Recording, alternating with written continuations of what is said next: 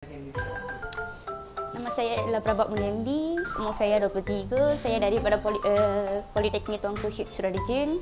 Asal mana? Saya asal daripada Kulim, Kedah.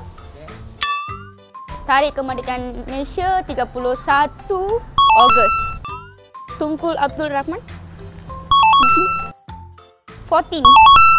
Sukakan cabaran? Cabaran? Yes. Tak suka cabaran, bang. Tak suka cabaran? Memang tepat sekali. Jom. Bang.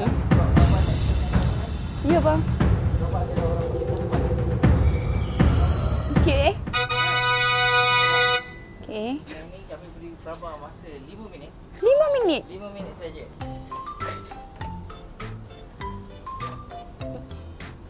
Buka tu macam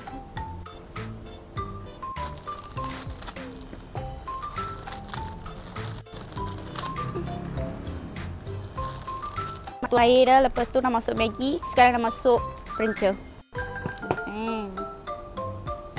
Tong sampah? Yang suka makan ni? Suka makan.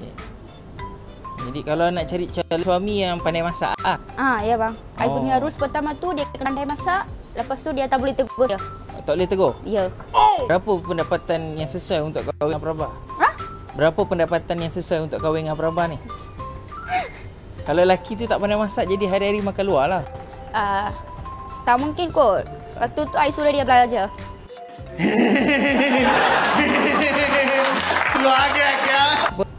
Kalau macam tu, you pun kena belajar, I pun kena belajar. Makanan tu, outcome tu tak berapa elok, you kena makan. Faham? Sebab kita dah beli bahan semua. Nice. Dia masak apa tu? Masak Maggi, sup. Dia apa? Maggi, kari, sup. Kosong. Cuba rasa.